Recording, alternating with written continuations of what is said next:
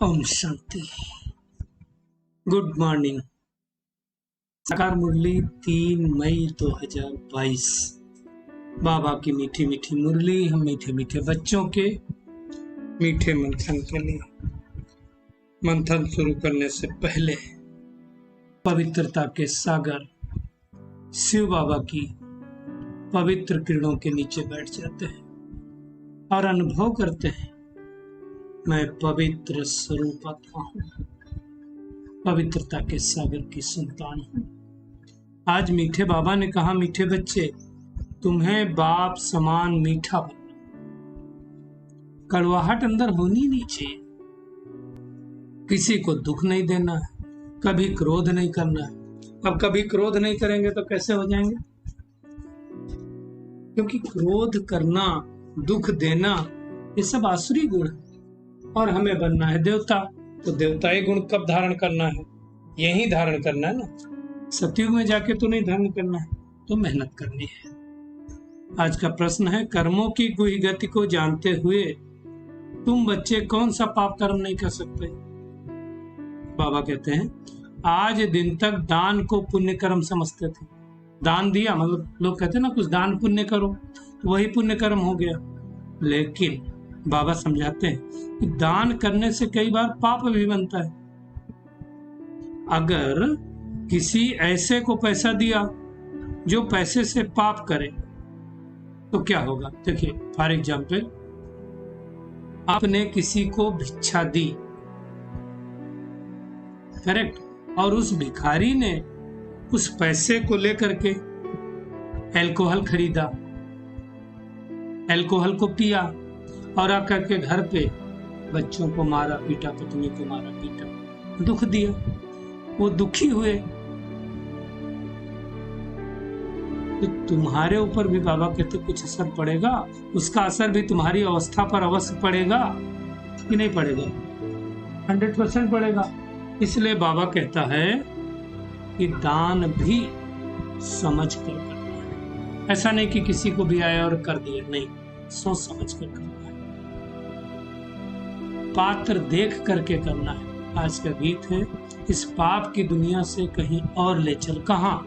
जहाँ सुख चैन मिले आत्मा को। आत्मा को तो सुख शांति चाहिए ना, चैन चाहिए ना। बाबा कहते हैं, अभी तुम बैठे हो बाप के सामने और बाबा से बात करता है। कौन बातें करता है? आत्मा परमात्मा से बात करती है। अब आत्माएं जानती हैं कि हमको बेहद का बाप ले चलेंगे। कहाँ ले चलेंगे? एक ऐसी दुनिया में ले चलेंगे जहाँ दुख नहीं है। पहले परमधाम में लेके जाएंगे, फिर सतयुग की दुनिया में। आजकल मनुष्य बाबा कहते, देखो काम, क्रोध, लोभ, मोह से कितना तीखा। क्रोध के वशीभूत होते हैं तो एक देश दूसरे देश को नाश कर देते हैं। आप देखो रसिया का और यूक्रेन का क्या हाल हुआ, किस विकार के वशीभूत होकर के हुआ? क्रोध के ही ना। क्रोध नहीं करते थे तो कुछ नहीं होता था ना। इसलिए बाबा समझाते हैं कि क्रोध को छोड़ना है। गाते भी हैं कि हमें अंधियारे से सोझरे में ले चलो। तो कलयुग को पुराना युग, अंधियारे का युग कहा जाता है, और सतयुग को नया युग, सोझरे का युग कहा जाता है। और ये नया युग परमात्मा के बगैर कोई सृष्टि पर बना नहीं सकता है, कोई ले नहीं जा सकता है स्वर्ग बाबा के सिवा। लेकिन स्वर्ग में कैसे जाएंगे? उनकी बताई गई श्रेष्ठ मत पर चलने से। यहाँ श्रेष्ठ बनेंगे तो पावन दुनिया में भी श्रेष्ठ पद पाएंगे। ये तो भ्रष्टाचारी रावण की दुनिया है ना। खुद की मत पर अभी तक चलते आए, अब बाबा कहते श्रीमत पर चलो। आसुरी मत हमको नरक में ढकेलती है और ईश्वरी मत स्वर्ग में लेकर के जाती है। क्रोध भी बाबा ने कहा आसुरी मत है, इसलिए एक दो पर क्रोध नहीं करो। क्या करो? प्रेम से चलो।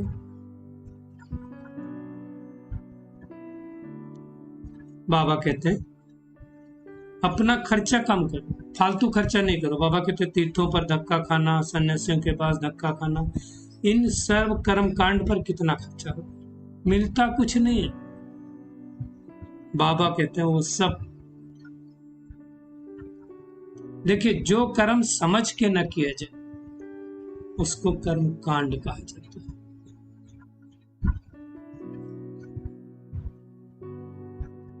कर्जा लेकर के भी लोग शादी करते हैं। हमने तो वंडरफुल खाया कहीं सुना था कि पैसा नहीं है, जमीन गिरवी देख करके लोग सब करते हैं। क्यों इतना करना है? समाज क्या कहेगा? सबसे बड़ा रोग क्या कहेंगे लोग? तो बाबा कहते हैं कलयुग के अंत में तो सभी पतित हैं, फिर उनको कौन बदलेगा, कौन चेंज करेगा? परमात्मा इस सृष्टि पर आते हैं राम राज्य की स्थापना। कोई सूर्यवंशी, कोई चंद्रवंशी पद पाते हैं। जो सपूत होंगे वो जरूर सूर्यवंशी पद पाएंगे, जो अच्छी रीत पढ़ाई पढ़ेंगे वो जरूर सूर्यवंशी पद पाएंगे, बाकी नापास होंगे चंद्रवंशी में चले जाएंगे। तो हमें पुरुषार्थ करके मम्मा पापा को फॉलो करना है, वारिस बन करके दिखाना है, दिल तक तो मशीन बन करके दिखाना है। बाबा कहते हैं इतना पढ़ो हमसे भी ऊंचे चले जाओ। बाबा कहते हैं ये हार और जीत का खेल है, माया से हारे हार, माया से जीते जीत। मन से हारे हार कहना ठीक नहीं, मन से थोड़ी हारते हैं, माया से हारते हैं ना। मन तो संकल्प करेगा, मन का काम ही है संकल्प करना, वो बगैर संकल्प तो 1 मिनट रह नहीं सकता।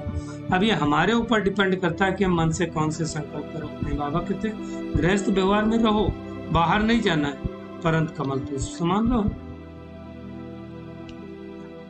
अब कोई शंकराचार्य कह सकता है क्या तुम घर गृहस्थ में रह करके मुझे याद करो, मैं तुम्हारे लिए नई दुनिया बनाता हूं? नहीं, ये वाली बात सिर्फ बाबा ही कह सकता है।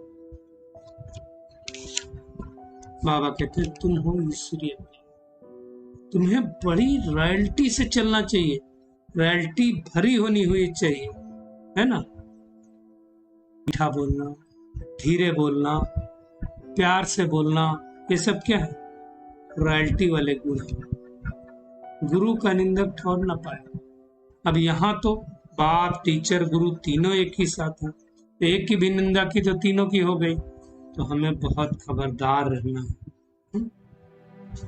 बाबा कहते हैं तुम जो कुछ करते हो ईश्वरीय सेवा में लगाते हो, मुझे कुछ नहीं चाहिए, मैं बादशाही तुमको देता हूँ, मैं लेकर के क्या करूंगा? मैं इस महल में भी नहीं रहता हूँ, यहाँ भी महलों में नहीं रहता हूँ, सतयुग में भी नहीं रहता हूँ। दुनिया वाले तो सिर्फ गाते हैं बम बम महादेव भर दे मेरी झोली, परंतु कब झोली भरते हैं, कैसे भरते हैं, किसी को पता नहीं। बाबा इस पुरुषोत्तम संगम युग में ही आकर के हमारी झोली बनते हैं, भरते हैं। फिर हम सतयुग में, त्रेता युग में 21 जन्मों के लिए बहुत सुखी साहूकार बन जाते हैं। तो हमें कदम कदम पर बाबा की श्रीमत पर चलना चाहिए। बाबा कहते श्रीमत पर नहीं चलेंगे तो धर्मराज के डंडे खाने, देख लेना क्या करोगे। बाबा कहते आधा कल्प तुम माथा झुकाते झुकाते कंगाल बन गए, अब मैं फिर से तुमको शांति धाम में ले जाता हूँ और वहां से सुख धाम में भेज दूंगा, वहां तो कोई दुख होता नहीं। बाबा कहते अपनी चेकिंग करो, नारद का मिसाल कि हम लक्ष्मी को वर सकने लायक बने हैं, अपने दिल दर्पण में देखो कि कोई हमारे अंदर भूत तो नहीं, अगर कोई भूत होगा तो लक्ष्मी को वर नहीं सकेंगे। ये सब समझाने की, समझने की बात। दुनिया में परमात्मा को कहते हैं सर्वव्यापी। अब इससे बड़ी गाली कोई हो सकती है क्या? सर्वव्यापी मतलब कुत्ते, बिल्ली, कच्छ, मच्छ में सब नहीं। और आज इंसान किसी को अगर कुत्ता कहता है तो कितना झगड़ा करते हैं, मुझे कुत्ता बोल दिया। और परमात्मा इतनी श्रेष्ठ वर्ड अलमाइटी अथॉरिटी सब में हो सकता है, इससे बड़ी गाली कोई नहीं। बाबा कहते तुम बहुत भाग्यशाली, इस समय तुमको 3 फादर, लौकिक जिसने जन्म दिया, अलौकिक प्रजापिता ब्रह्मा और तीसरा है पालौकिक पिता शिव। तो हम कितने भाग्यशाली हैं। बाबा कहते हैं तुमको अभी श्रीमत पर चलना है तो श्रेष्ठ बनेंगे और सतयुग में उसकी प्रारब्ध होंगे। लेकिन कैसे प्रारब्ध मिलेगी? जितना निरंतर बाबा को याद करेंगे, सर्विस करेंगे, उतना ऊंच पद पाएंगे। वही तरीका है, और कोई तरीका नहीं। तो बाबा कहते हैं मेरी श्रीमत पर चलो। नहीं चलेंगे तो सूक्ष्म शरीर धारण कर कराए सजा दी जाती। उसमें सजा की महसूसता होती है। आत्मा जो भटकती है उसमें सजा मिलती है।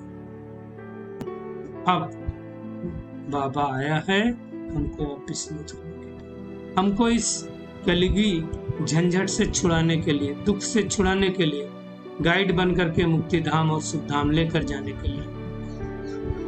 तो अब ऐसे मीठे बाबा को बड़े प्यार से याद करना है। दुनिया में मनुष्यों को कुछ नहीं, जितनी श्री कृष्ण की महिमा उतनी लक्ष्मी नारायण की है।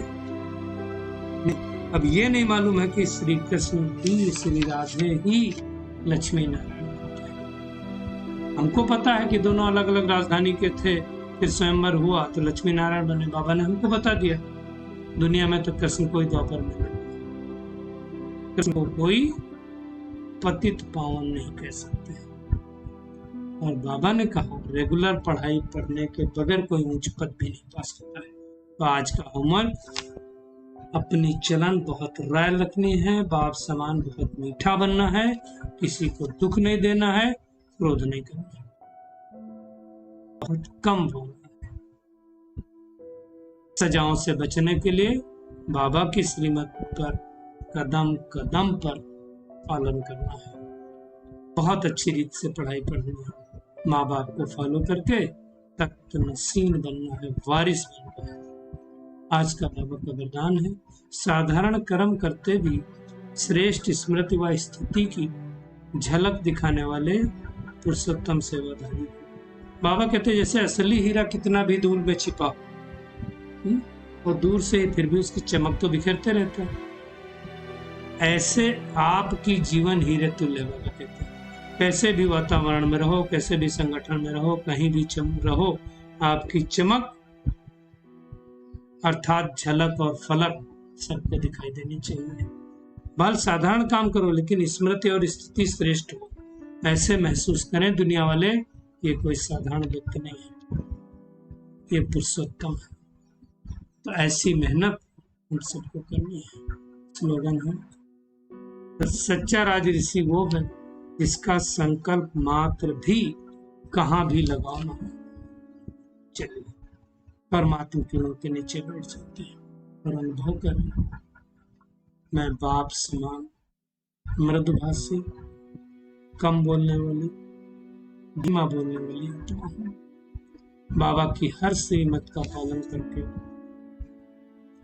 रॉयल कुल में जाने वाली रॉयल आत्मा, पात्र को दान देकर अपना श्रेष्ठ भाग्य बनाने वाली आत्मा, साधारण कर्म करते हुए भी अपनी स्थिति व स्मृति श्रेष्ठ रखने वाली आत्मा। मैं सच्चा सच्चा राजऋषि। शुक्रिया मीठे प्यारे बाप दादा, शुक्रिया आप सभी का इस मीठे मंथन के लिए। ओम शांति।